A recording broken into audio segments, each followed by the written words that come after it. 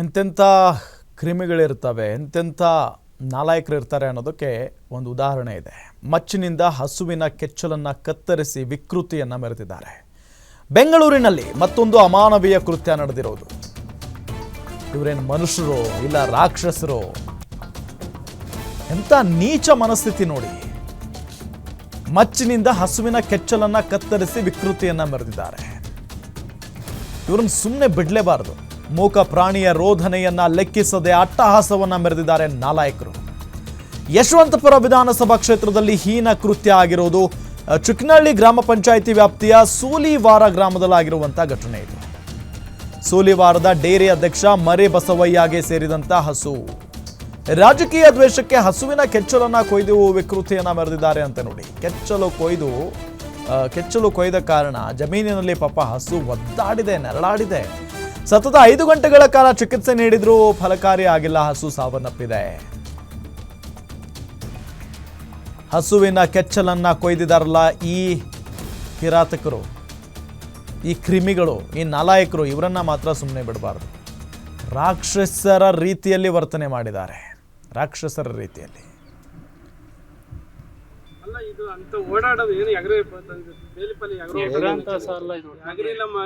ಬೇಲಿ ಉಜ್ಜಿರೋದು ಅವ್ರು ಅವರೇ ಹೊಡೆದಿರೋದು. ಮಚ್ಚಲ್ಲಿ ಹಿಂಗೆ ಅವ್ರಿಗೆ ಹೊಡೆದವ್ರಿಗೆ ಮಚ್ಚಲ್ಲಿ ಅಟ್ಟು ಅವ್ರು ಅಲ್ಲಿಗೆ ಬರ್ಲೇ ಇಲ್ಲ. ನಾನು ಹೋದ್ರು ಅವ್ರ ಜೊತೆಗೆ ಬಂದಿರ್ಲಿಲ್ಲ ಒಟ್ಟಿನಲ್ಲಿ. ಹಂಗೆ ಅಲ್ಲೇ ಒಂದು ಇದು ಬಿಂದಿಗೆನಲ್ಲಿ ನೀರು ಇಸ್ಕೊಂಡು ಹಂಗೆ ಇದ್ ನಿಂತ್ಕೊಂಡ್ ಬಂದ್ಬಿಡು. ಕೀ ಕೊಡಲ್ಲ ನೋಡು ಬೇಗ. ನೀನು ಹೋಗಲ್ಲ ಹಿಂಗೆ ಒಂದು ಮೈಸೋಪ್ ಒಂದು, ಆಮೇಲೆ ಇದು ಏನದು ಒಂದು ಬಿಂದಿಗೆಯಲ್ಲಿ ನೀರು ಚೆನ್ನಾಗಿರೋದು. ಬೇಗ ಹೋಗು. ಅಲ್ಲಿಂದ ತರ್ಸಿದ್ ನೋಡಿ ಸರ್. ಅದು ಅಲ್ಲಿಂದ ನರದ ಮೇಲೆ ತರ್ಸದ್ ನೋಡಿ. ಮುಂದಕ್ಕೆ ಕೇಕ ತರ್ಸದ ಏನು ನೋಡಿದವ್ರು ಅಂತ ಗೊತ್ತಿಲ್ಲ. ತರ್ಸಿರದ ಅದೇ ನಿನ್ನೆ ದಿನ ನಮ್ಮ ಹಸುನ ಬೇರೆ ಪಕ್ಕದವ್ರು ಒಂದವರು ಏನು ಆಯುಧದಿಂದ ಹೊಡೆದು ಮಾಡಿದ್ದಾರೆ ಅಂತ ಮಾಹಿತಿ ಬಂತು. ನೋಡಿದ್ರೆ ಅದು ನಮ್ಮದೇ ಹಸು.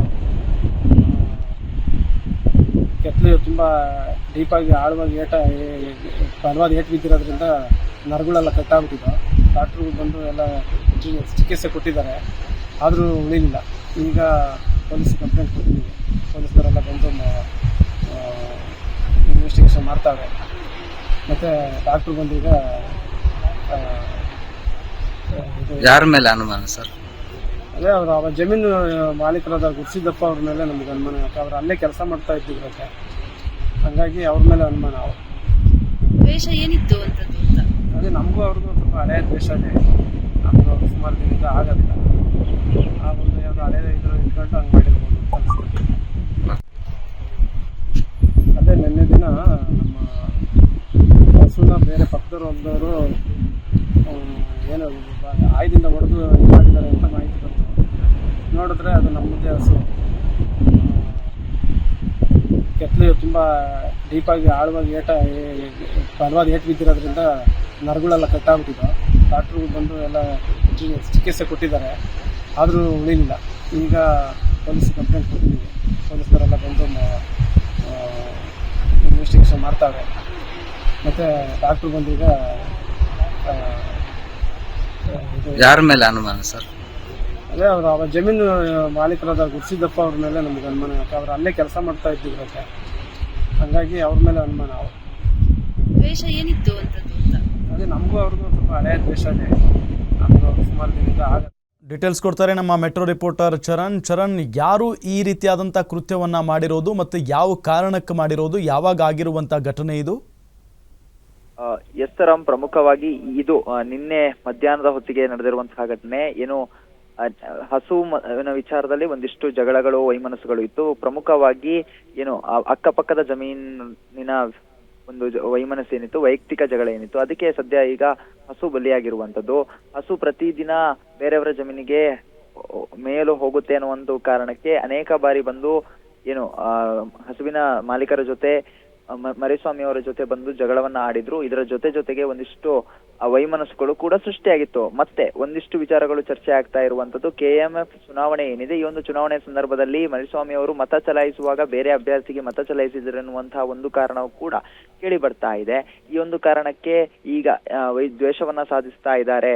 ನಮ್ಮ ಮನೆಗೆ ಈಗಾಗಲೇ 2-3 ಬಾರಿ ಬಂದು ಆವಾಜನ್ನ ಹಾಕಿದ್ರು ಅಂತ ಹೇಳಿ ಹಸುವಿನ ಮಾಲಕ ಈ ಗೋಗರಿತಾ ಇರುವಂತದ್ದು. ಇದರ ಜೊತೆಗೆ ನಿನ್ನೆ ನಡೆದಿರುವಂತಹ ಕೃತ್ಯ ಏನಿದೆ, ಸದ್ಯ ಈಗ ಪೊಲೀಸರು ಬಂದು ತನಿಖೆಯನ್ನು ನಡೆಸ್ತಾ ಇರುವಂತದ್ದು. ಯಾರು ಈ ಒಂದು ಕೃತ್ಯವನ್ನ ಮಾಡಿದ್ದಾರೆ ಅವರ ವಿರುದ್ಧ ತನಿಖೆಯನ್ನ ಆರಂಭಿಸಿರುವಂತದ್ದು. ಕೃತ್ಯ ಮಾಡಿದವರ ವಿರುದ್ಧ FIR ಅನ್ನ ದಾಖಲು ಮಾಡ್ಲಿಕ್ಕೆ ಕೂಡ ಸಿದ್ಧತೆಯನ್ನ ಕೂಡ ಮಾಡ್ಕೊಳ್ತಾ ಇರುವಂತದ್ದು. ರಾಮ್, ಈಗ ಭಾಳ ಪ್ರಮುಖವಾಗಿ ಇಷ್ಟೊತ್ತಾದರೂ ಕೂಡ ಆ ವ್ಯಕ್ತಿಗಳು ಯಾರು ಅನ್ನೋದು ಸಹಜವಾಗಿ ಈಗಾಗಲೇ ಆರೋಪ ಮಾಡಿದ್ದಾರೆ ಆ ಹಸುವಿನ ಮಾಲೀಕ. ಅಂದರೆ ಈ ಹಸು ಏನು ಮಾಡಿತ್ತು ಅವರಿಗೆ, ಅದು ಕೂಡ ಹಸುವಿನ ಕೆಚ್ಚಲನ್ನು ಅಷ್ಟು ವಿಕೃತವಾಗಿ ಕೊಚ್ಚಿ ಹಾಕಿದ್ದಾರೆ ಅಂತ ಅಂದರೆ ಅಂಥ ದ್ವೇಷ ಏನಿತ್ತು ಅಂತ.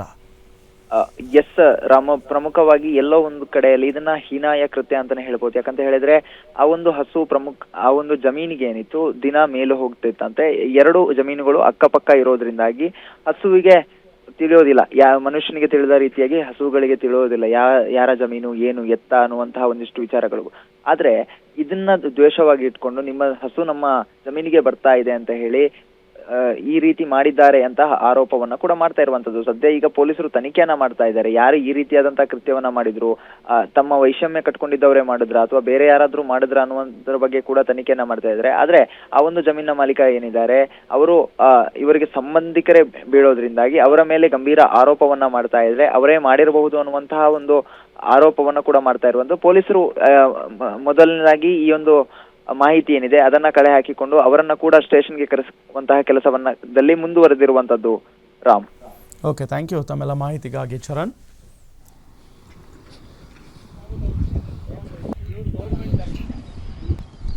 ಹೌದು